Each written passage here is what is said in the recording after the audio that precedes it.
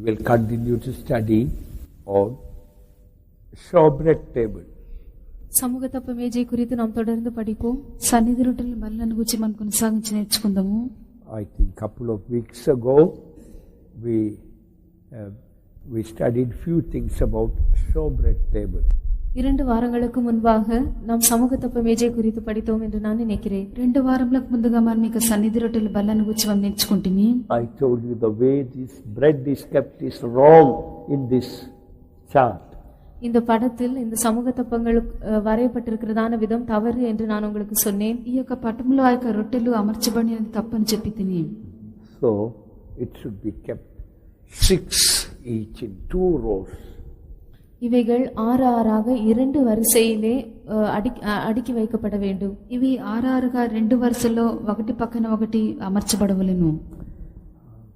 Let us last time we studied few things.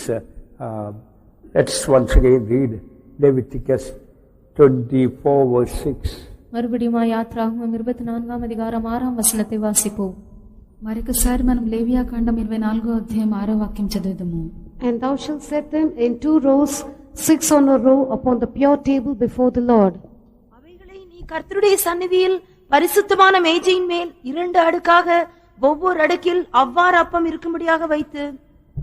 Last time we studied pure table before the Lord. So it is called the table of his presence. லேவியராகமம் 24ஆம் அதிகாரம் 6ஆம் வசனம். கடந்த முறை தேவனுடைய பரிசுத்தமான மேஜை என்று நாம் வாசித்தோம். அது కర్తరుடைய సన్నిధిயில் இருக்கும் మేజై என்று అర్థం కొల్గెరదు. ఇక్కడ మనము నిర్మలమైనటువంటి బల్లను గురించి మనం చూచితిమి. అది దేవుని యొక్క సన్నిధి బల్ల అని చెప్పబడుచున్నది. We are always called to live in the holy presence of God. நாம் எப்பொழுதுமே தேவனுடைய பரிசுத்த சமூகத்தில் జీవిக்கும்படியாக అழைக்கப்பட்டிருக்கிறோம். మనం ఎల్లప్పుడూ దేవుని యొక్క పరిశుద్ధ సన్నిధిలో జీవించుటకు పిలువబడి ఉన్నాము. For that we need to be pure gold, or we must be a table of pure gold. இதற்காக நாம் சுத்த பொன்னாய் இருக்க வேண்டும் அல்லது சுத்த பொன்னினால் செய்யப்பட்ட மேజையாய் కాణపడ வேண்டும். దాని కొరకే మనము శుద్ధ సువర్ణంగా ఉండవలెను, లేక మేలిం బంగారంతో చేయబడిన బల్లగా ఉండవలెను. Only those pure in heart can always live in the holy presence of God. இருதயத்தில் சுத்தமுள்ளவர்கள் மட்டும்தான் எப்போதும் தேவனுடைய பரிசுத்த சந்நிதியில் జీవిக்க முடியும். శుద్ధ హృదయం గలవారు మాత్రమే దేవుని యొక్క పరిశుద్ధ సన్నిధిలో జీవింపగలరు. So if we live in the presence of God, then always we have that fresh spiritual food like that on the table, that all showbread is there. ஆகவே நாம் தேவனுடைய பரிசுத்த சந்நிதியில் ஜீவிப்போம் என்றால் எப்பொழுதுமே இந்த மேஜையில் வைக்கப்பட்டதான அப்பங்களைப் போல நாமும் கூட புதிதான ஆகாரத்தை அப்பத்தை புசித்தவர்களாய் காணப்படலாம். కావున దేవుని యొక్క పరిశుద్ధ సన్నిధిలో జీవించేవారమై ఉన్నప్పుడు బల్ల మీద ఉంచబడినటువంటి యొక్క క్రొత్త రొట్టెల వలె మనము కూడా నూతనమైన రొట్టెలను ఎల్లప్పుడూ భుజించేవారమైందుము. We also learned 12 shows apostolic truths and ministry. 12 என்றுதான் அந்த எண் அப்போஸ்தல உபதேசங்களையும் ஊழியத்தையும் காண்பிக்கிறது என்றும் நாம் படித்தோம். 12 అన్నటువంటి సంఖ్య అపోస్తలుల ఉపదేశమును పరిచర్యను సూచించినదని మనం చూచితిమి. The bread was in 2 rows. That 2 shows that testimony. 2 Corinthians 13:1 we read that by 2 or 3 witnesses everything is confirmed. இந்த அப்பங்கள் 2 வரிசையில் அடுக்கி வைக்கப்பட்டிருந்தன. 2 என்பது சாட்சியை காண்பிக்கிறது. 2 கொரிந்தியர் 13ஆம் அதிகாரம் 1ஆம் வசனத்திலே 2-3 சாட்சிகளினாலே அது వాక్యం సాక్షినాలే అది ఉறுதிப்படுத்தப்படும் என்று நாம் பார்க்கிறோம். ఈ యొక్క భక్ష్యములు 2 దొంతులుగా అవి ఉంచబడి ఉన్నవి. 2 అనగా అది సాక్ష్యమైనది. 2 కొరింథీ 13వ అధ్యాయము 1వ వాక్యమందు 2-3 సాక్షుల నోట ప్రతి మాట స్థిరపరచబడును అని చూస్తున్నాము. So our life should be a living testimony before God. ஆகவே நம்முடைய ஜீவியம் தேவனுக்கு முன்பாக ஒரு ஜீவனுள்ள சாட்சியா இருக்க வேண்டும். కావున మన యొక్క జీవితము దేవుని ఎదుట ఒక జీవము గల సాక్ష్యం వలె ఉండవలెను. Now we read Leviticus 24:6 and we read this bread must be kept on pure table. லேவியராகமம் 24ஆம் அதிகாரம் 6ஆம் வசனத்திலே இந்த அப்பம் சுத்தமான பரிசுத்தமான மேஜையின் மேல் வைக்கப்பட வேண்டும் என்று நாம் வாசித்தோம். లేవియాకాండము 24వ అధ్యాయము 6వ వాక్యమందు ఈ యొక్క భక్ష్యములు నిర్మలమైనటువంటి బల్ల మీద ఉంచబడవలెను. Pure table means pure heart where deeper revelations are revealed. பரிசுத்தமான மேஜை என்று சொல்லும்போது ஆழமான வெளிப்படுத்தல்கள் అరుளப்படுகிறதான சுத்தமான இருதயத்தை அது காண்பிக்கிறது. నిర్మలమైన బల్ల అని చెప్పినప్పుడు లోతైనటువంటి ప్రకటనలు బయలుపరచబడుచున్నటువంటి శుద్ధ హృదయమైనది. Last time we learned from Exodus 25:29. We are not reading it again because last time we read. There we read that every loaf of bread was covered with a pure golden covering. கடந்த முறை யாத்ராகமம் 25ஆம் அதிகாரம் 29ஆம் வசனத்திலே நாம் வாசித்தது போல ஒவ்வொரு அப்பமும் ஒரு பொன் மூடியினாலே கிண்ணத்தினாலே மூடப்படும் என்று நாம் பார்த்தோம். మనము గత వారంలో నిర్గమాకాండము 25వ అధ్యాయం 29వ వాక్యం నందు ప్రతి రొట్టె కూడా శుద్ధమైన మేలిం బంగారంతో చేయబడినటువంటి గిన్నె చేత అది కప్పబడి ఉన్నది. So that every loaf of bread, another meaning is spiritual blessings, revelations and various graces God gives us. ஆகவே ஒவ்வொரு அப்பம் என்று சொல்லும்போது ஆவிக்குரிய ஆசீர்வாதங்கள், வெளிப்படுத்தல்கள், தேவன் நமக்கு தருகிற பலவிதமான கிருபைகளை அது குறிக்கிறது. కావున ఇది మనం చెప్పినప్పుడు ఈ గిన్నె అనగా దేవుడు మనకు అనుగ్రహించినటువంటి అనేక నూతన విధమైన ప్రకటనలు, కృపలను అది సూచించి ఉన్నది. So all the 12 loaves of bread on the showbread table are not covered with one covering, but every loaf of bread individual covering was given. சமூகத்தப்ப மேஜையின் மேல் வைக்கப்பட்டிருக்கும் 12 அப்பங்களும் எல்லாம் ஒன்றாக சேர்த்து ஒரே மூடியினால் மூடி வைக்கப்படவில்லை.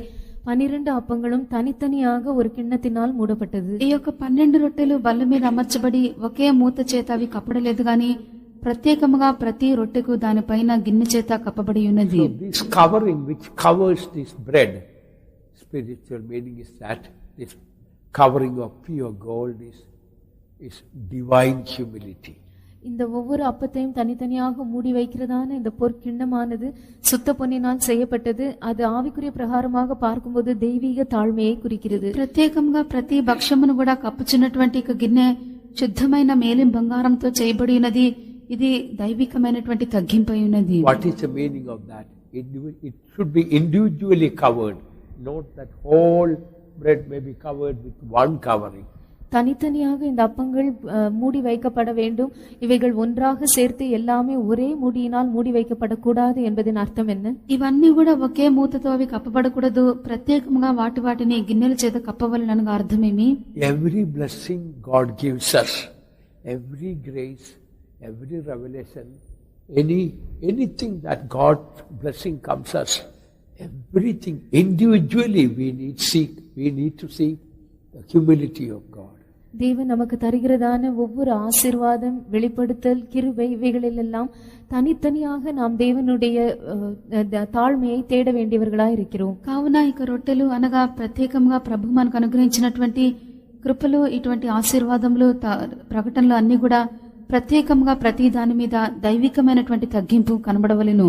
Some of the blessings God has given, we may be grateful to the Lord, but some other blessings God has given us, we may be proud about it. We may not be grateful to the Lord. கர்த்தர் நமக்கு தந்ததான சில ஆசீர்வாதங்களை குறித்து நாம் கர்த்தருக்கு நன்றியுள்ளவர்களாய் இருக்கலாம். ஆனால் இன்னும் மற்றும் சில ஆசீர்வாதங்களை குறித்து நாம் கர்த்தருக்கு நன்றியுள்ளவர்களாய் இருப்பதற்கு பதிலாக அதனை குறித்து நாம் பெருமை అడయலாம். ప్రభు మనకు అనుగ్రహించినటువంటి కొన్ని ఆశీర్వాదములను, ప్రకటనలను గురించి ఆయనకు కృతజ్ఞత గల వారం ఉండవచ్చును. అయితే మన కొన్ని ఆశీర్వాదములను, ప్రకటనలను గురించి మనం ఒకవేళ గర్వించిన వారం ఉండవచ్చును. So for every blessing, revelations and truth, graces that God has given to us, we need that divine humility to take it. It's from the Lord and I don't deserve it and I am not worthy for it. So that attitude of humility should always be there for every detail of God's blessing. ஆகவே தேவன் நமக்கு தருகிறதான ஒவ்வொரு ஆசீர்வாதம், வெளிப்படுத்தல், சத்தியம், கிருபை போன்றதான இந்த அநேக காரியங்களிலும் நாம் எப்பொழுதும் தேவனுடைய தாழ்மையை தேட வேண்டும். இவையெல்லாம் கர்த்தரிடத்திலிருந்து எனக்கு வந்தது, என்னில் எந்த விதமான தகுதியும் இல்லை என்று சொல்லி நாம் இந்த ஒவ்வொரு காரியங்களிலும் தனித்தனியாக தேவனுடைய தெய்வீக தாழ்மையை தேட வேண்டியவர்களாய் இருக்கிறோம். కావున ప్రభు మనకు అనుగ్రహించినటువంటి రొట్టెలైన ఆశీర్వాదములను, కృపలను, ప్రకటనలను, సత్యములను ఇవన్నీ కూడా దేవుడే నాకు అనుగ్రహించి ఉన్నాడు. వీటన్నిటి పొందుకొంటకు నాలో ఏ అర్హత, యోగ్యత కూడా లేదని చెప్పి ప్రతి దాని యందు కూడా ప్రత్యేకంగా దేవుని యొక్క తగ్గింపునే మనం కోరవలెను. Leviticus 24:8 we read, this bread should be set in order before the Lord continually. லேவியராகமம் 24ஆம் அதிகாரம் 8ஆம் வசனத்திலே நாம் வாசிக்கிறோம், இந்த அப்பமானது நித்திய உடன்படிக்கையாக ஓய்வு நாள் தோறும் கர்த்தருடைய சன்னதியில் அடுக்கி வைக்கப்பட வேண்டும் என்று பார்க்கிறோம். లేవియా కాండము 24వ అధ్యాయము 8వ వాక్యమందు ఈ యొక్క భక్ష్యములను తీసుకొని నిత్యము యెహోవా సన్నిధిని చక్కపరచవలెను. So what is the meaning of this bread before the Lord continually on the table? இது இந்த அப்பமானது கர்த்தருக்கு முன்பாக நித்தியமாக எப்போதும் அடுக்கி வைக்கப்பட வேண்டும் என்று சொல்வதின் அர்த்தம் என்ன? ఈ యొక్క భక్ష్యములు నిత్యము యెహోవా యొక్క సన్నిధిని చక్కపరచవలనగా అర్థమేమి? Jesus told in John 4:34 that my meat is to do the will of God and to finish it. யோவான் சுவிசேஷம் 4ஆம் அதிகாரம் 34ஆம் வசனத்திலே கர்த்தராகிய இயேசு, நான் என்னை அனுப்பினவருடைய சித்தத்தின்படி செய்து அவருடைய கிரியை முடிப்பதே என்னுடைய போஜனமாயிருக்கிறது என்று கூறினார். యోహాను సువార్త 4వ అధ్యాయం 34వ వాక్యమందు యేసు, నన్ను పంపినవాని చిత్తం నెరవేర్చుటయు ఆయన పని తుదముట్టించుటయు నాకు ఆహారమై ఉన్నదని చెప్పెను. So therefore the meaning of the bread always before the Lord continually means always available to do the will of God in the service of the Lord. ஆகவே இந்த அப்பமானது எப்போதும் கர்த்தருடைய சந்நிதியிலே அவருக்கு முன்பாக நித்தமும் அடுக்கி வைக்கப்பட வேண்டும் என்று சொல்வது தேவனுடைய சேவையிலே அவருடைய ஊழியத்திலே எப்போதும் அவருடைய சித்தம் செய்யும்படியாக நாம் ஆயத்தமா இருப்பதை அது காண்பிக்கிறது. ఈ యొక్క భక్ష్యములు నిత్యము కూడా యెహోవా యొక్క సన్నిధిని చక్కబెట్టబడి ఉన్నవని చెప్పినప్పుడు మనము కూడా దేవుని యొక్క సేవలో నిత్యము ఆయన యొక్క చిత్తం చేయుటకు సర్వదా సిద్ధంగా ఉండవలెను. And Leviticus 24:7 last time we read, thou shalt put pure frankincense upon each row, that it may be on the bread for a memorial. லேவியராகமம் 24ஆம் அதிகாரம் 7ஆம் வசனத்திலே கடந்த முறை நாம் பார்த்தோம், ஒவ்வொரு அடுக்கினிடத்திலும் சுத்தமான தூபவர்க்கம் போட கடவாய், அது அப்பத்தோடு இருந்த ஞாபக குறியாக கர்த்தருக்கு ஏற்ற தகன பலியாய் இருக்கும். లేవియా కాండము 24వ అధ్యాయము 7వ వాక్యమందు ఒక్కొక్క దొంతి మీద స్వచ్ఛమైన సాంబ్రాణి ఉంచవలెను, అది యెహోవా ఎదుట మీ ఆహారమునకు జ్ఞాపకార్థమైన హోమముగా ఉండును. So it is the general opinion of the saints about this frankincense upon the bread, because whole 7 days this bread is remaining. To preserve the freshness of this bread, the frankincense was put on them. ஆகவே பரிசுத்தவான்கள் பொதுவாக கொள்ளும் அபிப்பிராயம் என்னவென்றால், 7 நாட்கள் அளவும் இந்த அப்பம் எப்போதுமே மேஜையின் மேல் வைக்கப்படுகிறபடியினாலே அந்த அப்பங்கள் புதுமையாகவே பாதுகாக்கப்படும்படியாக சுத்தமான தூபவர்க்கம் அதன் மேல் போடப்படுகிறது என்று கருதுகிறார்கள். ఈ యొక్క రొట్టెలు ఆ యొక్క బల్ల మీద 7 దినములు ఉంచటాన్ని బట్టి పరిశుద్ధులందరూ ఇచ్చినటువంటి అర్థం ప్రకారంగా ఈ యొక్క రొట్టెలు పాడేయకుండా 7 దినములు కూడా క్రొత్తవిగానే కనబడి నిమిత్తము సాంబ్రాణి వాటి మీద పెట్టబడుచున్నది. We learned frankincense means a life of praising. தூபவர்க்கம் என்றால் அது துதியின் ஸ்தோத்திர ஜீவித்தை காண்பிக்கிறது என்று நாம் பார்த்தோம். సాంబ్రాణి అని చెప్పినప్పుడు అది స్తోత్రించినటువంటి జీవితం అని చెప్పి తిని. So what does it mean? Pure frankincense mentioned here. ஆனால் இந்த இடத்திலே சுத்தமான தூபவர்க்கம் என்று சொல்லப்படுகிறது. அதன் அர்த்தம் என்ன? అయితే ఇక్కడ స్వచ్ఛమైన సాంబ్రాణి అని చెప్పుట యొక్క అర్థం ఏమి? Is there any impure praising God? దేవుని తుదిపదిల్ ఏదాவது అశుద్ధం కాణపడకూడుమో, లేక ఏదైనా అపవిత్రమైనటువంటి దేవుని స్తోత్రించడం ఉన్నదా? Praising God is always good. தேவனை துதிப்பது என்பது எப்போதுமே நல்லதுதான். దేవుని స్తోత్రించట ఎల్లప్పుడూ మంచిదే. But last time we learned there are 2 types of praising God. ஆனால் கடந்த முறை தேவனை துதிப்பதிலும் 2 விதங்கள் உண்டு என்று நாம் பார்த்தோம். అయితే గత వారముల్లో మనము దేవుని స్తుతించటయందు 2 స్థాయిలు ఉన్నట్లుగా చూచితిమి. There is a higher life of praising and there is a lower life of praising. தேவனை துதிப்பதில் ஒரு மேன்மையான ஜீவியமும் அவரை துதிப்பதில் ஒரு தாழ்ந்த ஜீவியமும் உண்டு என்று நாம் பார்த்தோம். దేవుని స్తుతించుటయందు ఒక ఉన్నతమైన స్థాయియు ఆయన స్తుతించుటలో తక్కువైన స్థాయి ఉన్నట్లుగా మనం చూచితిమి. We learned last time we can be selfish in praising God also.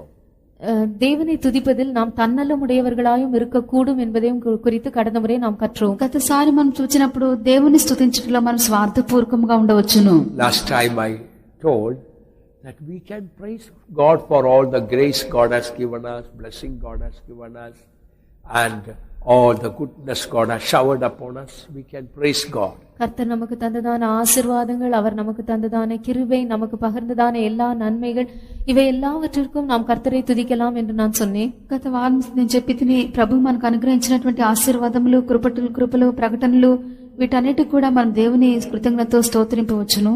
It is easy to praise God for the grace God has given to me But last week we studied about Saint Paul, that he was praising God for the grace others were given. தேவன் எனக்கு கொடுத்ததான கிருபைக்காக நான் தேவனை துதிப்பது எனக்கு மிகவும் எளிதான காரியம். ஆனால் கடந்த முறை பரிசுத்த பவுல் மற்றவர்களுக்கு கொடுக்கப்பட்டதான கிருபைக்காக தேவனை துதித்தார் என்று நாம் படித்தோம். మనకు ఇవ్వబడినటువంటి కృప నిమిత్తము మనం దేవుని స్తుతించడం చాలా సులువైనటువంటి కార్యమే. అయితే మనం గతసారి నేర్చుకుని ఉన్నాము, పరిశుద్ధ పౌలు ఇతరులకు అనుగ్రహింపబడినటువంటి కృపను చూచి దేవునికి కృతజ్ఞతాస్తుతులు చెల్లించి ఉన్నాడు. Do you remember the Bible verse, anybody? இதற்கேற்றதான வசன ஆதாரம் யாருக்காவது தெரியுமா? దీనికి వాక్యాధారం ఎవరైనా జ్ఞాపకం అందున్నదా? ஏதாவது பிரதர்ஸ் யாருக்காவது தெரியுமா? சிஸ்டர்ஸ் யாராவது தெரியுமா? 1 Corinthians chapter 1 verse 4. 1 கொரிந்தியர் 1 அதிகாரம் 6 வசனம். 4th verse. 1 కొరింథీ మొదటి అధ్యాయం 4వ వాక్యము.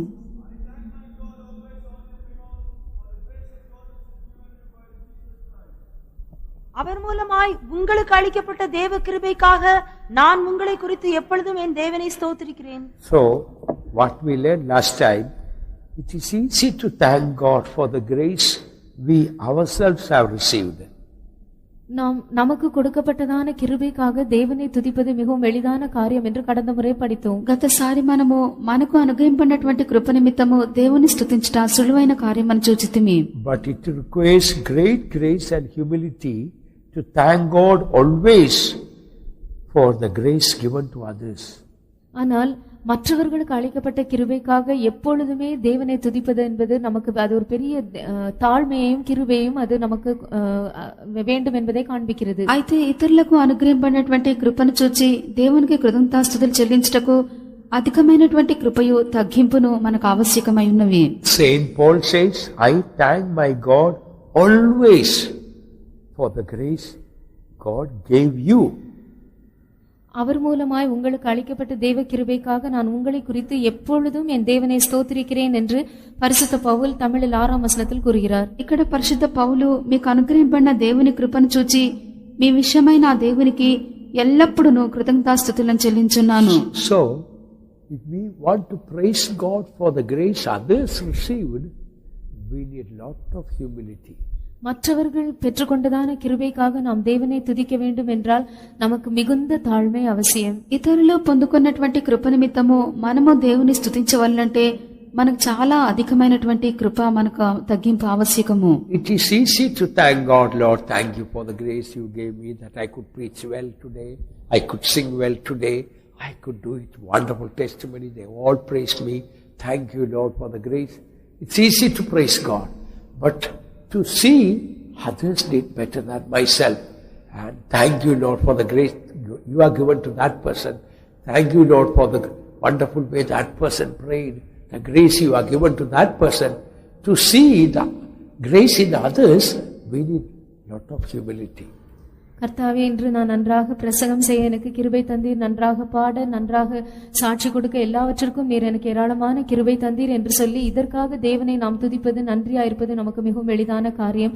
ஆனால் நம்மை பார்க்கிலும் மற்றவர்கள் நன்றாக ஒரு காரியத்தை செய்யும் போது அதற்காக அவர்களுக்கு அளிக்கப்பட்டதான கிருபைக்காக நாம் தேவனை துதிப்பது என்றால் நமக்கு மிகுந்த தாழ்மை அவசியம். மற்றவர்களுக்குள்ளே அளிக்கப்பட்ட தேவ கிருபையை காண்பதற்கு நமக்கு தாழ்மை வேண்டும். నేను ఈ దినమున మంచిగా ప్రసంగించి ఉన్నాను, మంచిగా పాటలు పాడి ఉన్నాను, నా కార్యములన్నీ కూడా సరిగ్గా చేసి ఉన్నాను, మంచిగా సాక్ష్యం చెప్పటం బట్టి అందరు నన్ను మెచ్చుకుని ఉన్నారని చెప్పి ప్రభు మనకు అనుగ్రహించినటువంటి కృప కొరకు మనము దేవుని స్తోత్రించడం కాదు గాని ఇతరులు మనకంటే కూడా వారు బాగా చేసి ఉన్నారని చెప్పి వారి యొక్క జీవితంలో ఉన్నటువంటి కృపను మనం చూపించటకు మనకు మిక్కిలి తగ్గింపు మనకు ఆవశ్యకమైనది. ఇతరులు మనకంటే చేసి ఉన్నారు, వారికి అనుగ్రహించే కృప అధికంగా ఉన్నదని చెప్పి స్తోత్రించటకు అధికమైన తగ్గింపు మనకు ఆవశ్యకము. When God uses others better than ourselves, generally instead of thanking God for the grace God has given to them, we become envious and jealous about it. நம்மை பார்க்கிலும் மற்றவர்கள் இன்னும் மேன்மையான விதத்திலே பிரயோஜனப்படத்தக்கதான விதத்திலே கர்த்தர் அவர்களை எடுத்து உபயோகிக்கும் போது அவர்களுக்காக அளிக்கப்பட்ட தேவ கிருபைக்காக நாம் கர்த்தரை ஸ்தோத்திரித்து அவரை துதிப்பதற்கு பதிலாக நாம் அவர்கள் மேல் பொறாமை கொள்கிறோம். ఇతరులు మనకంటే ఎక్కువగా ప్రయోజనపరచబడినప్పుడు వారికి అనుగ్రహింపడినటువంటి కృపను చూచి మనం దేవుని స్తోత్రించడానికి బదులుగా వారి మీద అసూయపడుచున్నాము. So there is a higher life of praising and there is a lower life of praising. எனவே கர்த்தரை துதிக்கிறதான அந்த ஜீவியத்திலும் ஒரு மேன்மையான நிலவரமும் உண்டு, ஒரு தாழ்ந்த நிலவர జీవ్యமும் உண்டு. కావున దేవుని స్తోత్రించినటువంటి జీవితమందు ఉన్నతమైన స్థాయి తక్కువ స్థాయి కలవు. Say we can praise God for the food God gave, the health God gave, and various opportunities God gave to minister, to become useful. We can praise God easily.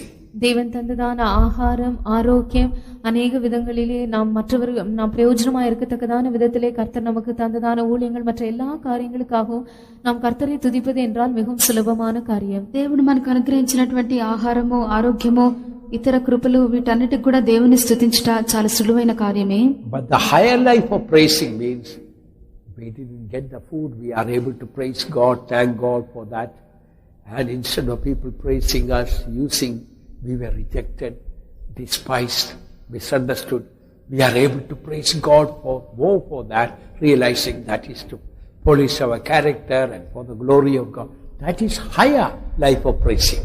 ஆனால் தேவனை துதிக்கிறதான ஒரு மேன்மையான ஜீவியத்தின் அனுபவம் என்னவென்றால், நமக்கு ஆகாரம் கிடைக்கவில்லை என்றால் நம்மை புகழ்ந்து நம்மை மெச்சிக்கொள்வதற்கு பதிலாக ஜனங்கள் நம்மை வேண்டாம் என்று தள்ளுவார்கள் என்றால், நம்மை தவறான விதத்தில் விளங்கி கொண்டு நம்மை தவறாக புரிந்து நம்மை பல விதங்களிலே அவர்கள் உபத்திரவப்படுத்தி பல பாதைகளிலே நாம் செல்ல வேண்டியது இருக்கும் என்றால், இந்த சமயங்களிலே நாம் தேவனை துதிப்போம் என்றால் அதுதான் தேவனை துதிக்கிறதான జీవియத்தின் ஒரு மேன்மையான நிலவரமாகும். అయితే మనకు ఆహారము దొరకకుండా ఉన్నటువంటి వేళలందు మనం ప్రయోజనపరచబడకుండా అందరి చేత కూడా విసర్జింపబడి తృణీకరింపబడి ఇతరులు మనల్ని తప్పుగా అర్థం చేసుకుని మనల్ని విసర్జించినప్పుడు అటువంటి సందర్భంలో కూడా మనం దేవుని స్తుతించడం చెప్పునది ఉన్నత స్థాయిలో స్తోత్రించటైనది. When we come to the higher life of praising, then whatever happened about our God permitted various sufferings and people misunderstood us and scolded us and punished us unfairly for not doing, we are not guilty about such things. If we are able to praise God for such things joyfully, that is higher life of praising. But those who have the lower life of praising, such things come, they will cry and shed tears of self-pity. நாம் மனுஷன் நம்மை வேண்டாம் என்று தள்ளி நம்மை தவறாக புரிந்து கொண்டு நம்மை பல கர்த்தர் நம்முடைய ஜீவியத்தில் அனுமதித்ததான பாடுகள் இவைகள் எல்லாவற்றிலேயும் நாம் தவறாக குற்றம் சாட்டப்படக்கூடாததான அந்த நிலவரத்திலும் கூட ஜனங்கள் நம்மை தவறாக விளங்கி நம்மை அநியாயமாக குற்றம் சாட்டி நம்மை கண்டித்து இவ்விதமாக நம்மை பல பாடுகளுக்கு உட்படுத்துவார்கள் என்றால், அந்த நிலவரத்திலும் நாம் தேவனை துதிக்கக்கூடியவர்களாயிருப்போம் என்றால் அதுவே தேவனை துதிப்பதின் மேன்மையான ஜீவியமாகும். ஆனால் தேவனை துதிக்கிறதான தாழ்ந்த ஜீவியம் உடையவர்கள் இவ்விதமான ஒரு சூழ்நிலைக்குள் அவர்கள் உட்படுவார்கள் என்றால் அந்த நேரத்தில் மிகவுமாக அழுது கண்ணீர் விட்டு சுய அனுதாபத்தினால் அவர்கள் ஆட்கொள்ளப்படுவார்கள். అయితే మనము తగ్గింపబడి మనం విసర్జింపబడి మనం చేయనటువంటి వాటికి కూడా మన మీద నేరం మోపబడి తప్పుగా మనము అందరి చేత కూడా అర్థం చేసుకొనబడుచు ఉన్నప్పుడు ఇటువంటి స్థితిలో కూడా సంతోషంగా మన దేవుని స్తోత్రించే వారమైనట్లయితే అది ఉన్నత స్థాయిలో మన దేవుని స్తోత్రించటైనది. అయితే కొంతమందికి తమ ఎడల తమకే సానుభూతి గలవారై ఎవరైనా తిట్టినప్పుడు లేక విసర్జించినప్పుడు తప్పుగా అర్థం చేసుకొనబడినప్పుడు వారు ఏడ్చుచు కన్నీళ్లు విడుచున్న వారు ఎందురు. We'll look at Psalms. I think out of all the 66 books in the Bible, Psalms mostly is spent, quite a lot of verses are there, praising God, praising God, praising God. வேதாகமத்தில் இருக்கிறதான 66 புத்தகங்களிலும் சங்கீத புஸ்தகம் மட்டுமே அதிகமாக தேவனை துதிக்கக்கூடியதான ஒரு புஸ்தகமாய் காணப்படுகிறது. బైబిల్లో ఉన్నటువంటి 66 పుస్తకముల్లో కూడా కీర్తనల గ్రంథం మనం తీసుకున్నప్పుడు ఎక్కువగా దేవుని స్తుతించడం గురించి వ్రాయబడి ఉన్నది. When we come to the last few Psalms, particularly from Psalm 146, every beginning of every Psalm is praising God, praising God. And most of them also are ending in praising God. கடைசியான சில சங்கீதங்களை நாம் வாசிக்கும் போது, குறிப்பாக 146ஆம் சங்கீதத்திலிருந்து நாம் வாசிக்கும் போது முழு சங்கீதமே ஒவ்வொரு வசனமாக தேவனை துதிப்பதாகவே காணப்படுகிறது. எப்போதும் தேவனை துதித்துக் கொண்டே இருக்கும் சங்கீதங்களாக இருக்கின்றன. ఇక్కడ మనము కీర్తనలో ప్రత్యేకంగా చివరి కీర్తనలో 146 నుండి మనం చూచినప్పుడు ప్రతి వాక్యం కూడా యెహోవాను స్తుతించుడి అని ప్రారంభించబడి ఉన్నది. అలాగే యెహోవాను స్తుతించుడి అని చెప్పి ముగించబడి ఉన్నది. Now kindly carefully note how when it is coming to almost to the end of the praising, the tone of the praising is changed. Read Psalm 149 verse 6. கடைசியாக விதமாக தேவனை துதிக்கிறதான அந்த காரியம் முடிவு பெறும் நேரத்தில் அதில் ஒரு மாற்றம் உண்டாகிறதை நாம் காண்கிறோம். 149 சங்கீதம் 6 వచనத்தை వాసియండి. ఇలాగున స్తోత్రించుచు చివరికి వచ్చుచూ ఉండగా 149 కీర్తన 6 వాక్యం నందు దేవుని స్తోత్రించుట్లో ఒక భేదం అక్కడ కనబడుచూ ఉన్నది. Let the high praises of God be in their mouth and a two-edged sword in their hand. அவர்கள் வாயில் கர்த்தரை உயர்த்தும் துதியும் அவர்கள் கையில் இருபுறம் கருக்குள்ள பட்டயமும் இருக்கும். Let the high praises of God be in their mouth. தமிழில் 8 వచనం, அவர்கள் வாயில் கர்த்தரை உயர்த்தும் துதி இருப்பதாக. వారి నోట దేవునికి చేయబడు ఉత్సాహ స్తోత్రములున్నవి. If there are high praises of God, then that means there must be low praises of God also. தேவனை உயர்த்தும் துதி இருக்கும் என்றால் தேவனை உயர்த்தும் துதி அல்ல, தேவன் உன்னதமான ஸ்துதியின் நிலவே இருந்தால், தேவனை துதிக்கிறதான உன்னதமான ஒரு மேன்மையான நிலவரம் காணப்படும் என்றால் தேவனை துதிக்கிறதான விதத்திலே ஒரு தாழ்ந்த நிலவரமும் உண்டு என்ற அர்த்தம். ఆంగ్ల భాషాంతరం ప్రకారంగా దేవుని స్తుతించినటువంటి ఉన్నతమైన స్థాయి ఉన్నట్లయితే తక్కువైన స్థాయి కూడా ఉన్నదని చెప్పి అర్థమవుతున్నది. So what is meant by high praises of God? ஆகவே தேவனை துதிக்கும் துதியின் மேன்மையான நிலவரம் என்றால் என்ன? కావున దేవుని స్తుతించుట యొక్క ఉన్నతమైన స్తోత్రములు అనగా ఏమి? Earlier we already studied about a higher where praises coming from a higher life and praises coming from a lower life. இதற்கு முன்பாக ஏற்கனவே தேவனை துதிப்பதான மேன்மையான ஜீவியத்திலிருந்து தேவனை துதிக்கும் துதிகளும் தாழ்ந்த ஒரு நிலவரத்திலிருந்து அவரை துதிக்கும் துதிகளும் புறப்படும் விதத்தை குறித்து நாம் படித்தோம். మనం ముందుగానే ఇలాగున దేవునికి చెల్లించినటువంటి ఉన్నతమైన స్తోత్రములు తక్కువైన స్తోత్రములను గురించి నేర్చుకుంటుమి. For example, our believers, they may praise God. Thank you, Lord, my child got admission in the college, he got a job, he got this and got a car and a house, and my wife got healed, and that is good to praise God, but it's generally a lower life of praising. உதாரணமாக நம்முடைய விசுவாசிகள் ஒருவேளை கர்த்தாவே என்னுடைய பிள்ளைக்கு கல்லூரியில் அனுமதி கிடைத்தது, எங்களுக்கு ஒரு வீடு உண்டு, கார் கிடைத்தது, என்னுடைய மனைவிக்கு நல்ல சுகம் ஆரோக்கியம் உண்டாயிருக்கிறது என்றெல்லாம் சொல்லி விதமாக விசுவாசிகள் கர்த்தரை துதிக்கலாம். ஆனால் அது தேவனை துதிக்கிறதான జీవియத்தின் தாழ்ந்த నిలవరమాகும். సాధారణంగా మనకు విశ్వాసులు వారి కుటుంబంలో ఏదైనా మేలు జరిగినప్పుడు లేక వారి పిల్లల కళాశాలలో వారికి అనుమతి దొరికినప్పుడు ప్రభు వారికి కొన్ని కార్లను కొన్ని వస్తువులను కూడా అనుగ్రహించినప్పుడు దేవుని వారు స్తుతించుదురు. ఇది తక్కువ స్థాయిలో దేవుని స్తుతించుట ఉన్నది. Those who have the high praise of God in their mouth, they will have a two-edged sword in their hand also. தேவனை துதிக்கிறதான மேன்மையான துதிகளை தங்கள் வாயில் கொண்டவர்கள் தங்கள் கையில் இருபுறமும் கருக்குள்ள பட்டயத்தையும் வைத்திருப்பார்கள். దేవుని స్తుతించినటువంటి ఉన్నతమైన స్తోత్రములు ఎవరి యొక్క నోట ఉండునో వారి యొక్క చేతిలో రెండంచులు గల ఖడ్గం ఉన్నది. In other words, those who have the high praises of God, the devil is afraid to come near them. They have the two-edged sword in their hand. இன்னொரு விதத்தில் சொல்வோம் என்றால் தேவனை துதிக்கிறதான இந்த ஜீவியத்தின் மேன்மையான நிலவரத்தை உடையவர்கள் அருகில் பிசாசானவனே வருவதற்கு பயப்படுவான். காரணம் அவர்கள் கையில் இருபுறமும் కరుకుள்ள పట్టయం ఉంది. మరొక మాటల్లో చెప్పినట్లయితే దేవుని స్తుతించినటువంటి ఉన్నతమైన స్థాయి ఎవరి యందు కనబడుచున్నదో సాతాను వారి యొద్దకు వచ్చుటకు భయపడును. ఎందుకనగా వారి యొక్క చేత రెండంచులు గల ఖడ్గం ఉన్నది. Say for example, you are punished for the wrong you never did. உதாரணமாக நீங்கள் செய்யாததான ஒரு தவறுக்காக நீங்கள் தண்டிக்கப்படுகிறீர்கள் என்று வைத்துக் கொள்வோம். ఉదాహరణంగా మీరు చేయనటువంటి తప్పిదం కొరకు మీరు శిక్షింపబడుచున్నారు. You can do one of the two things you can do. Either you can murmur and complain and cry about it, or you can praise God. Thank you for the privilege to be humiliated, to become partaker of the sufferings of Christ. நீங்கள் இவ்விதமாக ஒரு காரியம் உங்களுக்கு சம்பவிக்கும் என்றால் இரண்டு காரியங்களில் ஒன்றை நீங்கள் செய்யலாம். ஒன்றோ நீங்கள் இந்த விஷயத்தின் நிமித்தமாக அழுது முறுமுறுத்து முறையிட்டு விதமாக நீங்கள் காணப்படலாம். மற்றொன்று அதற்கு பதிலாக நீங்கள் அதிகமாக தேவனை துதித்து கிறிஸ்துவின் பாடுகளுக்கு பங்காளிகள் ஆகும்படியான ஒரு ஸ்லாக்கியம் உங்களுக்கு கிடைத்தபடியினால் கர்த்தரை துதிக்கவும் செய்யலாம். ఇలాగను జరిగినప్పుడు రెండు కార్యములు మీరు చేయవచ్చును. ఒకటి మీరు సణుగుచు ఫిర్యాదు చేయొచ్చు, కన్నీళ్లు విడిచి మీరు ఏడ్చుచూ ఉండవచ్చును. లేక రెండవ వైపు మీరు క్రీస్తు యొక్క శ్రమల్లో నేను పాలు పొందుటకు నాకు భాగ్యం దొరికి ఉన్నదే, ఇలాగున తగ్గింపడుటకు నాకు ఇటువంటి ధన్యత దొరికి ఉన్నదని చెప్పి దేవుని స్తుతింపగలరు. You know what happens when we praise God for people misunderstanding us, rejecting us, blaming us for the things we have not done, And if we are able to rejoice and praise God, then gates of hell are broken and all will be crushed. நாம் மனுஷர் நம்மை தவறாக விளங்கி கொண்டு புறக்கணித்து தள்ளும்போது, செய்யாததான தவறுக்காக நம்மை தவறாக அவர்கள் நடத்தும் போது, இந்த சூழ்நிலையிலே நாம் கர்த்தரை அதிகமாக துதித்து அவரை துதிக்கும் மேன்மையான நிலவரத்தில் நாம் காணப்படுவோம் என்றால் పాతాళத்தின் వాసల్கள் எல்லாம் அப்படியே నొరుకపடும். మనుషులు మనల్ని విసర్జించినప్పుడు, మన మీద అబద్ధంగా నేరారోపణ చేసినప్పుడు, తప్పుగా మనల్ని భావించినప్పుడు, ఇటువంటి సందర్భముల మధ్యలో మనము దేవుని స్తుతించేవారమైనట్లయితే పాతాళలోక ద్వారములన్నీ కూడా విరగొట్టబడును, అవన్నీ కూడా చిత్తకు ద్రొక్కబడును. Read Acts chapter 16, 25 and 26. అపోస్తలర్ 16వ అధికారం 25 26 వచనங்கள். అపోస్తల కార్యములు 16వ అధ్యాయము 25 26 వాక్యములు. And at midnight Paul and Silas prayed and sang praises unto God, and the prisoners heard them.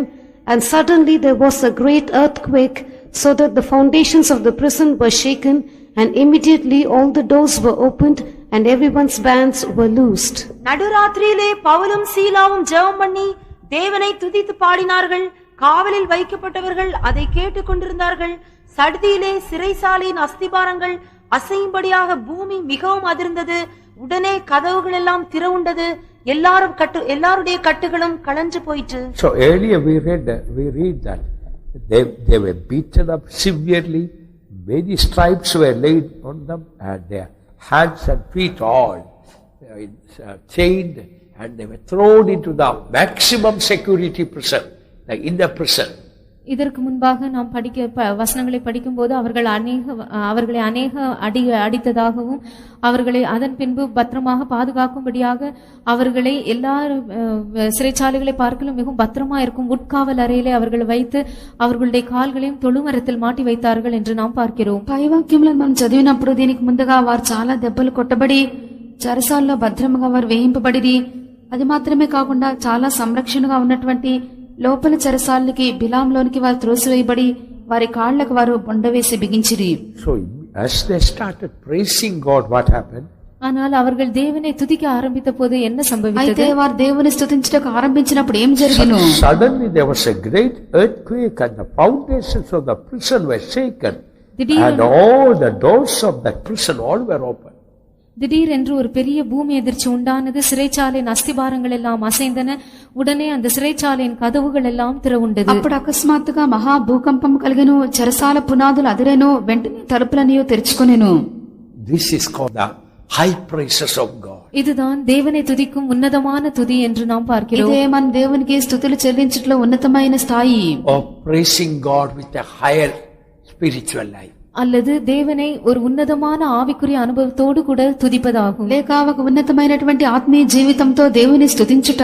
When we come to the high praises of God, then a two-edged sword will be in our hand. தேவனை துதிக்கிறதான ஒரு உன்னதமான நிலவரத்தை நாம் அடையும் போதுதான் நம்முடைய கரங்களிலே இருபுறமும் கருக்குள்ள பட்டயம் உண்டாயிருக்கும். దేవునికి చెల్లించినటువంటి ఉన్నతమైన స్తోత్రములు మనకు నోట ఉన్నప్పుడు మనకు చేతిలో రెండంచెలు గల ఖడ్గం ఉండును. So beloved servants of God, learn to praise God for the suffering God permitted, and your will was crossed, you were rejected, you were humiliated, and you were misunderstood, you were not loved but hated.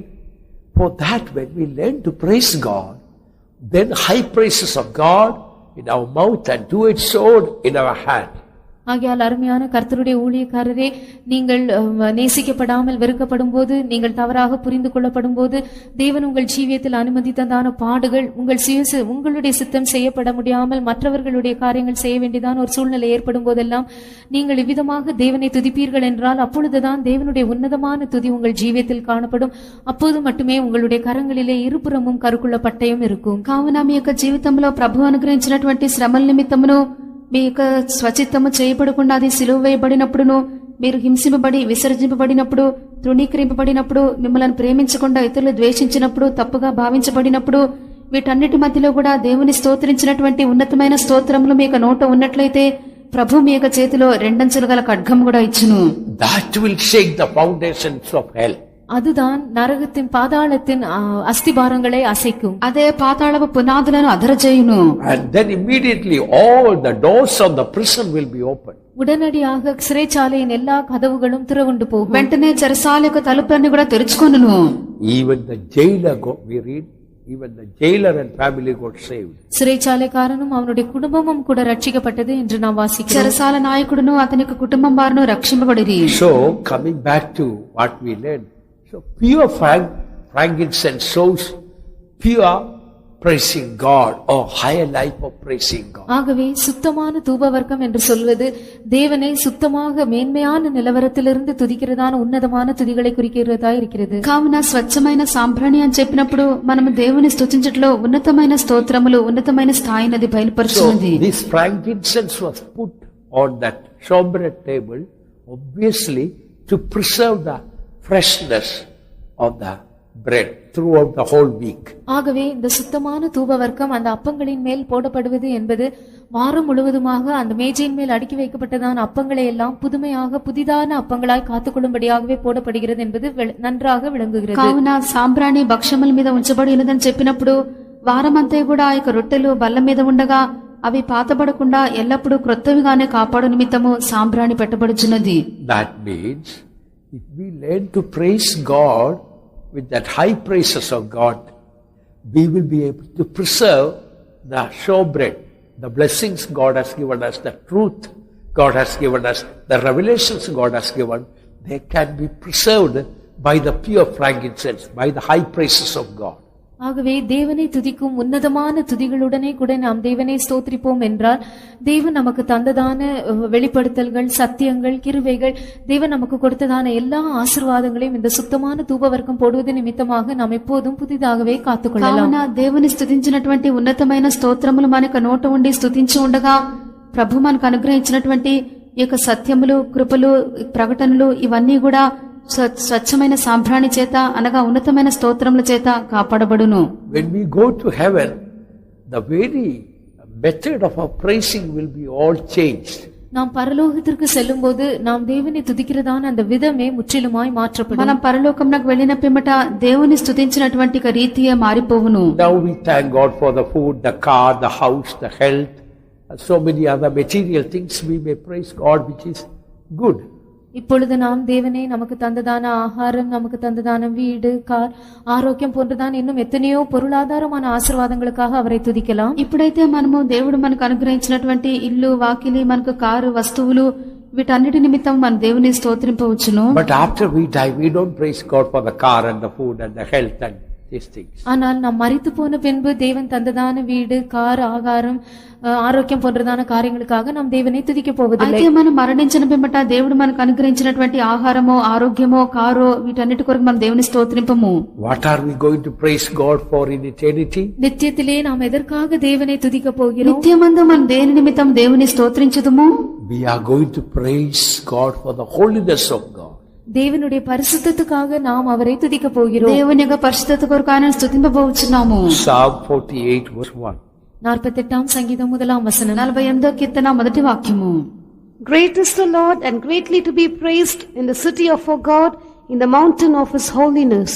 கர்த்தர் பெரியவர், அவர் தமது தேவனுடைய நகரத்திலும் தமது பரிசுத்த பர்வதத்திலும் மிகவும் துதிக்கப்படத்தக்கவர். So he is to be praised in the mountain of his holiness. அவர் தமது பரிசுத்த பர்வதத்தில் மிகவும் துதிக்கப்படத்தக்கவர். పరిశుద్ధ పర్వతమందు యెహోవా బహు కీర్తనీయుడై ఉన్నాడు. We don't expect a literal mountain there in heaven. பரலோக ராஜ்யத்தில் எழுத்து பிரகாரமாக ஒரு காணப்படும் ஒரு பர்வதத்தை நாம் எதிர்பார்க்க முடியாது. పరలోకం నందు అక్షర ప్రకారముగా కనబడే ఒక పర్వతం మనం చూడలేము. It is a mountain of holiness. அது பரிசுத்த பர்வதமாகும். అది పరిశుద్ధత యొక్క పర్వతము. So great is the Lord and greatly to be praised in the mountain of his holiness. ஆகவே கர்த்தர் பெரியவர், தமது பரிசுத்த பர்வதத்தில் மிகவும் துதிக்கப்படத்தக்கவர். యెహోవా గొప్పవాడు, ఆయన యొక్క పరిశుద్ధ పర్వతమందు బహు కీర్తనీయుడై ఉన్నాడు. So we will be praising God for the holiness of God. ஆகவே நாம் தேவனுடைய பரிசுத்தத்துக்காகவே அவரை நாம் அங்கு துதித்துக் கொண்டிருக்கிறோம். కావున దేవుని యొక్క పరిశుద్ధత కొరకే మనం దేవుని స్తుతించువారమైందుము. If we don't live a holy life now, in eternity we have nothing to praise God for. இப்பொழுது நாம் ஒரு பரிசுத்த ஜீவியம் செய்யவில்லை என்றால் நித்தியத்திலே அவரை துதிப்பதற்காக நமக்கு ஒன்றுமே இருக்காது. ఇక్కడ మనము పరిశుద్ధ జీవితం చేయకుండా ఉన్నట్లయితే నిత్యమును దేవుని స్తోత్రించుటకు మనకేమీ ఉండదు. Angels are praising God day and night crying, Holy, holy, holy, the Lord God Almighty.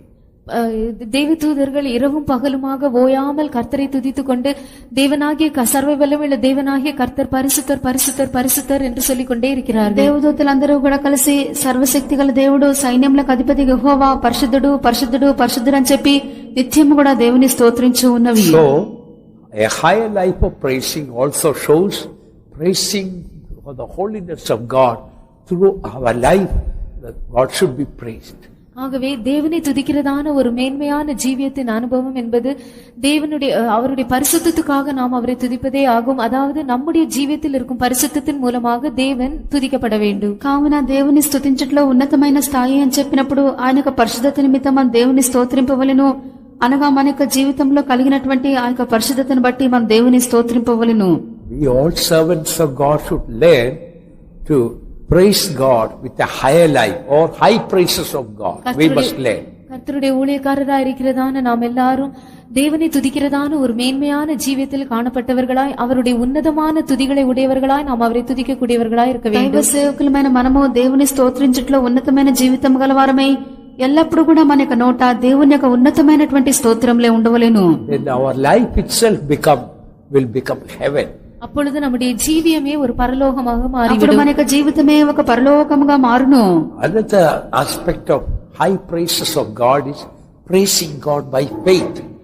தேவனை துதிக்கிறதான அந்த உன்னதமான துதிகளின் அனுபவத்தில் இன்னொரு அம்சம் என்னவென்றால் விசுவாசத்தினால் கர்த்தரை துதிப்பதாகும். దేవుని స్తోత్రించుటయందు ఉన్నతమైన స్తోత్రములను చెప్పినప్పుడు మరి ఒక భాగమందు విశ్వాసంతో మనం దేవుని స్తోత్రించుటై ఉన్నది. When everything is in the negative way, you look at the promise of God, the faithfulness of God, and praise God for that. எல்லாமே நமக்கு எதிர்மாறாக காணப்படும் போது நாம் தேவனுடைய வாக்குத்தத்தங்களை நம்பினவர்களாய் தேவனுடைய உண்மையை சார்ந்தவர்களாய் அதற்காக நாம் கர்த்தரை துதிக்கிறவர்களாய் காணப்படுவோம். అన్ని పరిస్థితులు కార్యములన్నీ కూడా మనకు ప్రతికూలంగానే కనబడుచున్నప్పుడు దేవుని యొక్క వాగ్దానములను ఆయన యొక్క విశ్వాస్యతను మనం పట్టుకొని దేవుని స్తోత్రింపవలెను. For example, God told Abraham when he did not have a child, I have made thee a father of many nations. உதாரணமாக ஆபிரகாமுக்கு பிள்ளையே இல்லாதிருக்கும் போது தேவன் அவனை நோக்கி நான் உன்னை அநேகம் ஜாதிகளுக்கு தகப்பனாக்கினேன் என்று கூறினார். ఉదాహరణముగా అబ్రహామునకు సంతానమే లేనప్పుడు యెహోవా అతనితో నిన్ను అనేక జనములకు తండ్రినిగా నియమించితిని అని చెప్పెను. God didn't say I'm going to make you a father of many nations, but I have made you. நான் உன்னை திரளான ஜாதிகளுக்கு தகப்பனாக்க போகிறேன் என்று தேவன் சொல்லாமல் நான் உன்னை திரளான ஜாதிகளுக்கு தகப்பனாக்கினேன் என்றுதான் அவர் கூறுகிறார். అనేక జనములకు తండ్రిగా నియమించెదను అని చెప్పలేదు గాని అనేక జనములకు తండ్రినిగా నియమించితిని అని చెప్పెను. So when God promised like that, what did Abraham do? ஆகவே தேவன் இவ்விதமான ஒரு வாக்குத்தத்தத்தை அவனுக்கு தந்தபோது ஆபிரகாம் என்ன செய்தான்? దేవుడు ఇలాగన వాగ్దానం చేసినప్పుడు అబ్రహాము ఏం చేసి ఉన్నాడు? Read from Romans chapter 4 from 17 to 22. This is the high praises of God. ரோமர் 4 அதிகாரம் 17 முதல் 22 வரை உள்ள வசனங்கள் இதுதான் தேவனை துதிக்கிறதான உன்னதமான துதியாகும். రోమా 4 అధ్యాయము 17 నుండి 22 వాక్యం వరకు ఇదే దేవుని స్తోత్రించినటువంటి ఉన్నతమైన స్థాయి. ஏற்படுத்தினேன் என்று எழுதியிருக்கிறபடி அவன் தான் விசுவாசித்தவருமாய் மரித்தோரை உயிர்ப்பித்து இல்லாதவைகளை இருக்கிறவைகளைப் போல் அழைக்கிறவருமாயிருக்கிற தேவனுக்கு முன்பாக நாம் எல்லாருக்கும் தகப்பனானான். உன் சந்ததி இவ்வளவாயிருக்கும் என்று சொல்லப்பட்டபடியே தான் அநேக ஜாதிகளுக்கு தகப்பனாவதை நம்புகிறதற்கு ஏதுவில்லாதிருந்தும் அதை நம்பிக்கையோட விசுவாசித்தான். அவன் விசுவாசத்திலே பலவீனமாயிருக்கவில்லை. அவன் ஏறக்குறைய 100 வயது உள்ளவனாயிருக்கும் போது தன் சரீரம் செத்து போனதையும் சாராளுடைய கர்ப்பம் செத்து போனதையும் எண்ணாதிருந்தான். தேவனுடைய வாக்குத்தத்தத்தை குறித்து அவன் அவ்விசுவாசமாய் சந்தேகப்படாமல் தேவன் வாக்குத்தத்தம் பண்ணினதை நிறைவேற்ற வல்லவராயிருக்கிறார் என்று முழு நிச்சயமாய் நம்பி தேவனை மகிமைப்படுத்தி விசுவாசத்தில் வல்லவனானான். It is written, I have made thee a father of many nations before him whom he believed, even God, who quickeneth the dead, and calleth those things which be not as though they were, who against hope believed in hope, that he might become the father of many nations, according to that which was spoken, so shall thy seed be. And being not weak in faith, he considered not his own body now dead, when he was about 100 years old, neither yet the deadness of Sarah's womb. he staggered not at the promise of God through unbelief, but was strong in faith, giving glory to God, and being fully persuaded that what he had promised he was able also to perform. So, here everything was contrary to what God spoke to Abraham. இந்த இடத்திலே தேவன் ஆபிரகாமினிடத்தில் பேசினதான சகல காரியங்களுக்கும் விகற்பமாக தான் காரியங்கள் தோன்றின. ఇక్కడ మనం చూచినప్పుడు అబ్రహాంతో మాట్లాడినటువంటి ప్రతి కార్యములు ప్రతికూలంగానే ఉండెను. About 100 years old, Abraham being about 100 years old, virtually his own body was dead. இப்பொழுது ஆபிரகாம் ஏறக்குறைய 100 வயதுள்ளவனாய் இருந்தான். இயற்கையாக அவனுடைய சரீரமும் செத்து போயிருந்தது. అబ్రహాము 100 ఏళ్ల వయసు గలవాడై ఉన్నాడు. ఇప్పుడు అతని యొక్క శరీరము మృతతుల్యంగానే ఉండెను. And Sarah's womb was dead. சாராளுடைய கற்பமும் செத்து போனது. సారా గర్భం కూడా మృతతుల్యమయ్యెను. But he staggered not at the promise of God through unbelief, but was strong in faith, giving glory to God. Giving glory to God means praising God, that was giving glory to God, believing it. ஆனால் அவனோ தேவனுடைய வாக்குத்தத்தத்தை குறித்து அவிசுவாசமாய் சந்தேகப்படாமல் தேவனை முழு நிச்சயமாய் நம்பி அவரை மகிமைப்படுத்தினான் என்று பார்க்கிறோம். தேவனை அவன் மகிமைப்படுத்தினான் என்று சொல்வது தேவனுடைய உன்னதமான துதிகளை தன் வாயில் உடையவனாய் அவரை ஸ்தோத்திரித்தான் என்று நாம் விளங்கிக் கொள்கிறோம். ఇక్కడ అవిశ్వాసం వల్ల దేవుని వాగ్దానం గురించి సందేహింపక దేవుని మహిమపరిచి నెరవేర్చుటకు సమర్థుడని రూఢిగా విశ్వసించెను. దేవుని మహిమపరిచి అనగా దేవునికి స్తోత్రం చెల్లించి ఉన్నాడని అర్థము. So in this grace dispensation, what should we do? ஆகவே இந்த கிருபையின் காலத்தில் இருக்கிற நாம் என்ன செய்ய வேண்டும்? ఈ యొక్క కృపాకాలంలో ఉన్నటువంటి మనము ఏం చేయవలెను? Don't wait for the rapture to come and to sit down and see whether I am going to be raptured or not. கர்த்தருடைய வருகை வரும் சமயத்திற்காக நீங்கள் காத்துக் கொண்டிருந்து நான் வருகையில் எடுக்கப்படுவேனோ அல்லது கைவிடப்படுவேனோ என்று நீங்கள் பார்த்து கொண்டிருக்க வேண்டாம். ప్రభు యొక్క రాకడ కొరకు మీరు కనిపెట్టి కూర్చోండి. நான் கர்த்தருடைய வருகையில் எடுத்துக்கொள்ளப்படுவேனா என்பதை நான் முதலாவது பார்க்கட்டும். அப்படி நான் எடுத்துக்கொள்ளப்படுவேன் என்றால் நான் அப்பொழுது கர்த்தரை ஸ்தோத்திரிப்பேன். నేను మొదటిగా దేవుని యొక్క రాకడలో కొనిపోబడుదునేమో చూడనేమో. అలాగును కొనిపోబడినట్లయితే అప్పుడు నేను దేవుని స్తుతించెదను. That is not Abraham's glorifying God.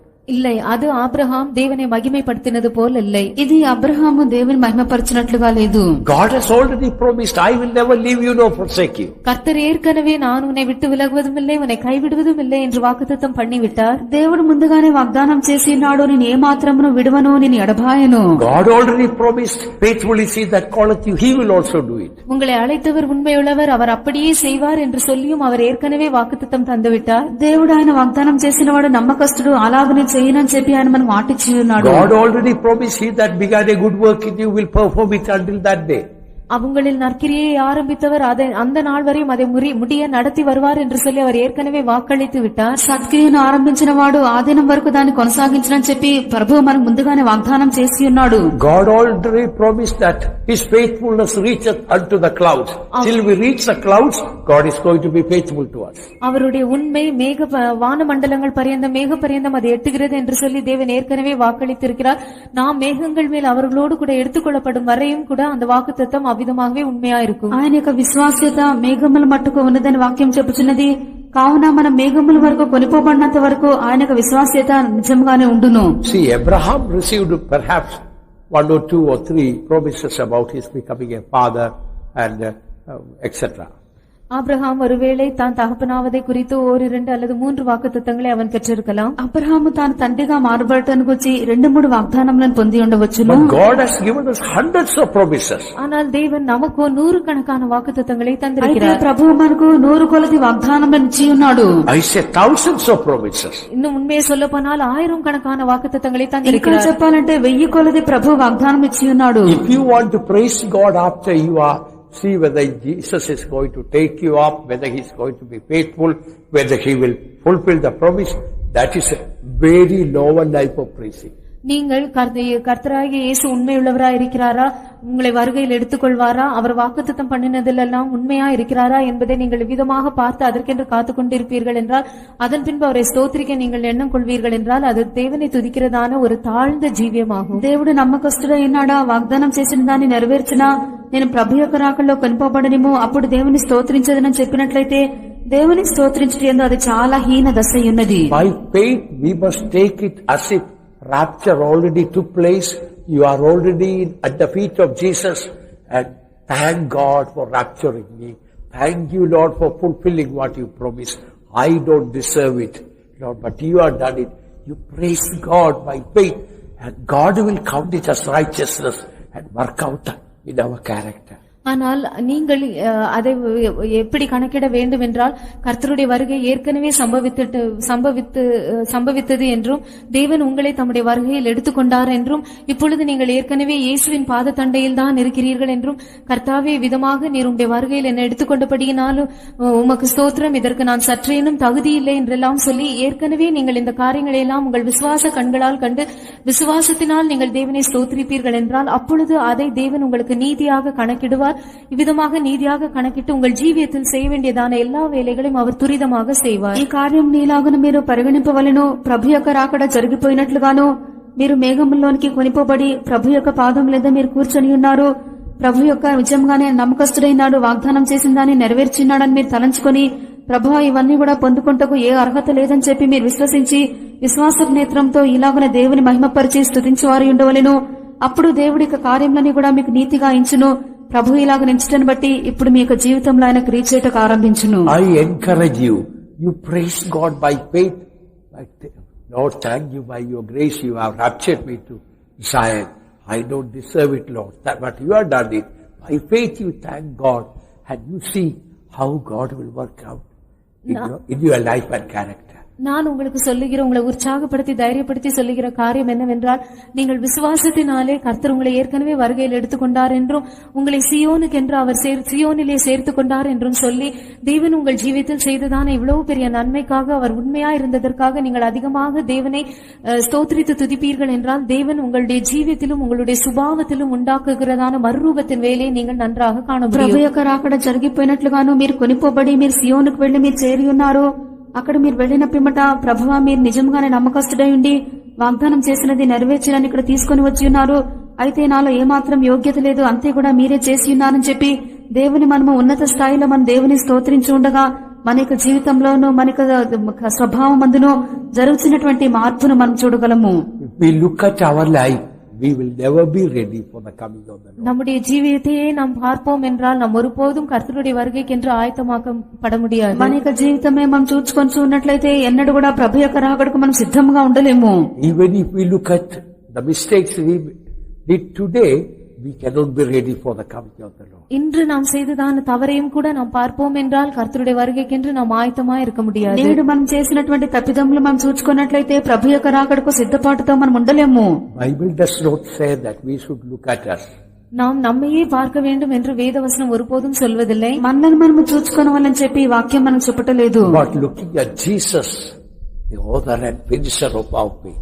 ஆனால் நம்முடைய விசுவாசத்தை துவக்குகிறவரும் முடிக்கிறவருமா இருக்கிற இயேசுவையே நாம் நோக்கி பார்க்க வேண்டும் என்று சொல்லப்படுகிறது. అయితే విశ్వాసమున కర్తయు దాన్ని కొనసాగించి సంపూర్తి చేయవాడైన యేసును మాత్రం చూడుడని చెప్పబడి ఉన్నది. They that looked unto him were lightened, their faces were not ashamed. அவரை நோக்கி பார்த்தவர்கள் பிரகாசம் அடைந்தார்கள், அவர்கள் முகங்கள் வெட்கப்படவில்லை. వారు ఆయన తట చూడగా వారు వెలుగునొందిరి, వారి యొక్క ముఖములెన్నడను లజ్జింపకపోవును.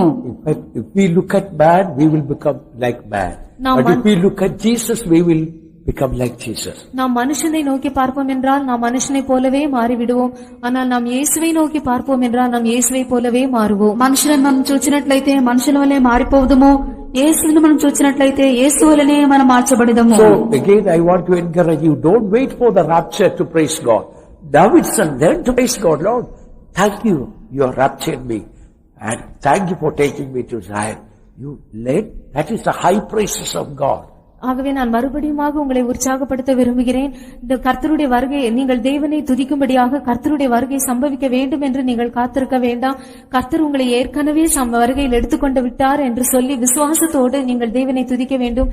இதுதான் அவரை துதிக்கும் ஜீவியத்தின் மேன்மையான ஒரு நிலவரமாகும். మరొకసారి నేను చెప్పుచున్నాను, దేవుని స్తోత్రించ నిమిత్తము ప్రభు యొక్క రాకడ వచ్చినంత మట్టు కూడా మీరు కనిపెట్టి ఉండవద్దు. ముందుగానే ప్రభు యొక్క రాకడ జరిగిపోయినట్లుగాను మీరు కొనిపోబడినట్లుగాను విశ్వాసంతో చూచి దేవుని స్తోత్రించుడి. ఇదే మనము దేవుని స్తోత్రించుటేను ఉన్నతమైనటువంటి స్థితి. Abraham believed, therefore God counted it as righteousness. When we believe it, God will count it as righteousness and perform it. Abraham தேவனை விசுவாசித்தான், கர்த்தர் அதை அவனுக்கு நீதியாக எண்ணினார்.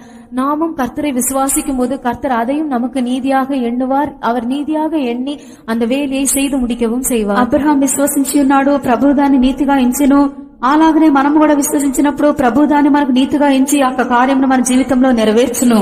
The angel of the Lord told Mary, "Blessed is she that believed, therefore there will be a performance of the things that she believed." Read Luke chapter 2, verse chapter 1, verse 45. Luke 1. லூக்கா சுவிசேஷம் 1 அதிகாரம் 45 வசனம். లూకా సువార్త 1వ అధ్యాయం 45వ వాక్యము. And blessed is she that believed, for there shall be a performance of those things which were told her from the Lord. விசுவாசித்தவளே பாக்கியவதி, கர்த்தராலே அவளுக்கு சொல்லப்பட்டவைகள் நிறைவேறும் என்றாள். Blessed is she that believed. விசுவாசித்தவளே பாக்கியவதி, నమ్మిన ఆమె For ధన్యురాలు. there shall be a performance of those things which were told her from the Lord. கர்த்தராலே அவளுக்கு சொல்லப்பட்டவைகள் நிறைவேறும். ప్రభు ఆమెకు తెలియజేసిన మాటలు సిద్ధించును. The Lord promised us, "I will never leave you nor forsake you." நான் உன்னை விட்டு விலகுவதும் இல்லை, உன்னை கைவிடுவதும் இல்லை என்று சொல்லிதான் கர்த்தர் நமக்கு வாக்குத்தத்தம் தந்திருக்கிறார். నేను ఏ మాత్రమును విడువను ఎన్నడూ ఎడబాయనని చెప్పి ప్రభు మనకు వాగ్దానం చేసి ఉన్నాడు. Blessed is he that believed it. ஆகவே அதை விசுவாசித்தவள் பாக்கியவான். విశ్వసించిన వాడు విశ్వసించినది ధన్యురాలు. Therefore there shall be a performance of those things which were told her from the Lord. ஆகையால் கர்த்தரால் அவளுக்கு சொல்லப்பட்ட காரியங்கள் அனைத்தும் நிறைவேறும். కావున ప్రభు తెలియజేసినటువంటి మాటలని సిద్ధించును. So when we believe, "Lord, you promised it, and Lord, I believe it," then there will be a performance of the things which were told her. அப்பொழுது நீங்கள் கர்த்தரை நோக்கி, "கர்த்தாவே, நிர்விதமாக வாக்கு பண்ணி இருக்கிறீர், அதை நான் விசுவாசிக்கிறேன்" என்று நாம் சொல்லும்போது கர்த்தர் உண்மையாகவே நமக்கு சொன்ன எல்லா காரியங்களும் நமக்குள்ளே நிறைவேறும். ప్రభువా మీరు వాగ్దానం చేసి ఉన్నారు, నేను విశ్వసించున్నానని చెప్పి మనం చెప్పినప్పుడు ప్రభు తెలియజేసినటువంటి మాటలని మన జీవితంలో నెరవేర్చబడి సిద్ధించును. I tell you, this life of praising, higher life of praising, will really make our life and ministry heaven. உண்மையாகவே தேவனை துதிக்கிறதான ஜீவியத்தின் இந்த மேன்மையான நிலவரமானது நம்முடைய ஜீவியத்தையும் நம்முடைய ஊழியத்தையும் ஒரு பரலோகம் போலவே மாற்றிவிடும் என்று நான் உங்களுக்கு சொல்கிறேன். నేను మీతో చెప్పినదేమనగా, ఈలాగున దేవుని స్తుతించే ఉన్నతమైన స్థితిలో మనం కనబడినట్లయితే అది మన యొక్క జీవితంలో మన యొక్క సేవను పరలోకం వలె మార్చును.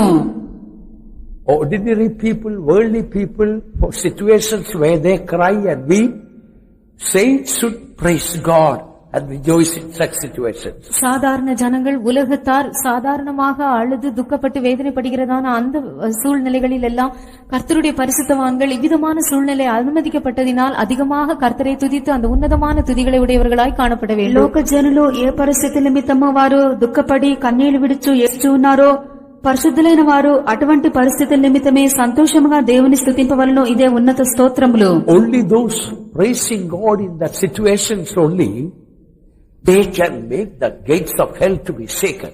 இவ்விதமான சந்தர்ப்பங்களிலே கர்த்தரை துதிக்கிறவர்கள் மட்டும்தான் பாதாளத்தின் வாசல்களையே அசைக்கக்கூடியவர்களாய் இருப்பார்கள். ఇటువంటి పరిస్థితుల మధ్యలో ఎవరైతే దేవుని స్తుతించుదురో వారే పాతాళపు పునాదులను అదరజేయుదురు. See, in the Old Testament, praising is Psalm 142 verse 7. 142 சங்கீதம் 7 வசனம். పాత నిబంధన కాలంలో స్తోత్రించడం గురించి 142వ కీర్తన 7వ వాక్యం. Bring my soul out of the prison so that I can praise God. நான் உமது நாமத்தை துதிக்கும்படியாக என் ஆத்துமாவை நீர் காவலுக்கு நீங்களாக்கிவிடும். చెరసాలలో నుండి నా ప్రాణమును తప్పింపుము, అప్పుడు నీ నామమునకు స్తుతులను చెల్లించెదను. In a way, Old Testament praising was, "If you bring me out of the prison, I will praise God." But New Testament experience, inside the prison, praise God. ஒரு விதத்திலே பழைய ஏற்பாட்டு காலத்தில் துதிக்கிறதான அனுபவம் என்னவென்றால், என்னை நீர் காவலிலிருந்து சிறைச்சாலையிலிருந்து விடுவிப்பீர் என்றால் நான் உம்மை துதிப்பேன் என்பதாகும். ஆனால் புதிய ஏற்பாட்டின் அனுபவம் சிறைச்சாலைக்குள்ளே இருக்கும்போதுதானே தேவனை துதிப்பதாகும். ఇక్కడ పాత నిబంధన యొక్క అనుభవం చూచినప్పుడు ప్రభువా చెరసాల నుండి తప్పింపుము, అప్పుడు నేను స్తుతించెదను. అయితే క్రొత్త నిబంధనలో చెరసాల లోపల ఉండగానే దేవుని స్తోత్రించుటయున్నది. Psalmist says, "Bring me out of the prison, then I will praise God." That is a lower level of praising God. சங்கீதக்காரன் சொல்கிறான், என் ஆத்துமாவை நீர் காவலுக்கு நீங்களாக்கி விடும், அப்பொழுது நான் உம்மை துதிப்பேன் என்கிறான். அது தேவனை துதிக்கிறதான ஜீவியத்தின் தாழ்ந்த நிலவரமாகும். ఇక్కడ కీర్తనకర్త చెప్పుచున్నాడు, దేవా చెరసాల నుండి నా ప్రాణం విడిపింపుము, అప్పుడు నేను స్తుతించెదను. ఇది దేవుని స్తుతించుటలో తక్కువ స్థాయి. But the New Testament saints have a higher praise of praising God. Paul and Silas, in the prison they praised God, and the prison doors were open, they were free. ஆனால் புதிய ஏற்பாட்டு பரிசுத்தவான்களுக்கோ தேவனை துதிக்கிறதான ஜீவியத்தின் ஒரு மேன்மையான நிலவரம் உண்டு. பவுலும் சீலாவும் சிறைச்சாலைக்குள்ள இருக்கும்போதுதானே அவர்கள் தேவனை துதித்தார்கள். இது நிமித்தமாக சிறைச்சாலையின் కదవుகள் எல்லாம் తెరవుండేది. అయితే క్రొత్త నిబంధనలో దేవుని స్తోత్రించుట ఉన్నతమైనటువంటి స్తోత్ర జీవితమైనది. పౌలు శీలలు కూడా చెరసాల లోపల వారు ఉన్నప్పుడే స్తుతించున్నారు. కావున చెరసాల తలుపులు తెరుచుకొని పోయెను. In a way, our body is now a prison. ஒரு விதத்தில் நாம் சொல்வோம் என்றால் இப்பொழுது நம்முடைய சரீரம் ஒரு சிறைச்சாலை போல் இருக்கிறது. ఒక రీతిలో చెప్పినట్లయితే ఇప్పుడు మన శరీరము ఒక చెరసాల వంటిది. Don't wait to come out of the prison to go at the rapture to praise God. கர்த்தரை துதிக்கும்படியாக இந்த சிறைச்சாலையிலிருந்து நீங்கள் வெளியே வந்து கர்த்தருடைய வருகையில் எடுத்துக்கொள்ளப்படும்படியாக நீங்கள் காத்திருக்க வேண்டும். దేవుని మీరు స్తుతించు నిమిత్తము చెరసాలైన శరీరం నుండి బయటకు వచ్చి ప్రభు యొక్క రాకడలో కొనిపోబట్టకు వేచి ఉండవద్దు. Like Silas and Paul inside the prison, while we are in this prison, we must praise God for rapturing us. பவுலையும் சீலாவையும் போல சிறைச்சாலைக்குள் இருக்கும்போதுதானே நாம் இந்த சிறைச்சாலையில் இருக்கும்போதுதானே தேவன் நம்மை அவருடைய வருகையில் எடுத்துக்கொண்டதற்காக நாம் அவரை ஸ்தோத்திரிக்க வேண்டும். పౌలు శీలలు చెరసాల్లో ఉన్నట్లుగా మనమును ఈ మన చెరసాల్లో ఉన్నప్పుడే రాకడలో ప్రభు కొనిపోయినందుకే స్తోత్రింపవలెను. It will bring a great glory to God. அது தேவனுக்கு ஒரு பெரிய மகிமையை கொண்டு అది வரும். దేవునికి గొప్ప మహిమను తీసుకొని వచ్చును. Although in this showbread table, that when we read the pure frankincense laid on the showbread, Old Testament people may not have understood anything about the spiritual meaning of that. இந்த சமூகத்தப்ப மேஜையின் மேல் இருக்கிறதான இந்த அப்பங்களின் மேல் சுத்தமான தூபவர்க்கம் போடப்பட வேண்டும் என்று சொல்லப்பட்ட போது பழைய ஏற்பாட்டு காலத்தில் இருந்ததான பரிசுத்தவான்களோ மற்ற ஜனங்களோ இதன் ஆவிக்குரிய அர்த்தத்தை நிச்சயமாகவே விளங்கியிருக்க முடியாது. సన్నిధి రొట్టెల బల్ల మీద భక్ష్యముల మీద స్వచ్ఛమైన సాంబ్రాణి ఉంచవాలని చెప్పినప్పుడు వారికి దీని యొక్క ఎటువంటి ఆత్మీయమైనటువంటి అర్థం వారికి తెలిసి ఉండదు. Although in a way in the Old Testament time they were able to praise God in a way like Abraham, but this experience is exclusively for the New Testament saints. பழைய ஏற்பாட்டு காலத்திலே ஆபிரகாமை போல ஏதோ ஓரளவுக்கு அவர்கள் தேவனை துதிக்கக்கூடியவர்களாய் இருந்தாலும் கூட இந்த ஒரு குறிப்பிட்டதான அனுபவமானது அது தனிப்பட்ட விதத்தில் புதிய ஏற்பாட்டு பரிசுத்தவான்களுக்கு மட்டுமே உரியதாய் இருக்கிறது. ఒకవేళ వారు అబ్రహాం వలె ఏదో ఒక పరిమితికి దేవుని స్తోత్రించి ఉండవచ్చును. అయితే ఈ ప్రత్యేకమైనటువంటి అనుభవము పూర్తిగా క్రొత్త నిబంధనకు చెందిన వారికి అది హక్కు ఉన్నది.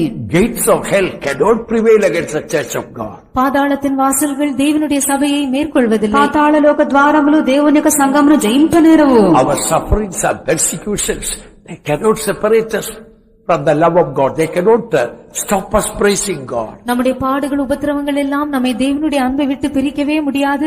நாம் தேவனை துதிப்பதிலிருந்து அவைகள் நம்மை நிறுத்தவே முடியாது. మనక శ్రమలు మనక హింసలన్నీ కూడా దేవుని యొక్క ప్రేమ నుండి ఎడబాప చేయవు. దేవుని స్తుతించుట నుండి నిలిపివేయ నేరవు. Let the high praises of God be in their mouth and a two-edged sword in their hand. தேவனுடைய உன்னதமான துதிகள் அவர்களுடைய வாயில் இருக்கட்டும், இருபுறமும் கருக்குள்ள பட்டயம் அவர்கள் கையில் இருக்கட்டும். వారి యొక్క నోట దేవుని యొక్క ఉన్నతమైన స్తోత్రములు ఉండనిమ్ము. వారి యొక్క చేతిలో రెండంచులు గల ఖడ్గం ఉండనిమ్ము. And the devil will be afraid seeing the two-edged sword in our hand.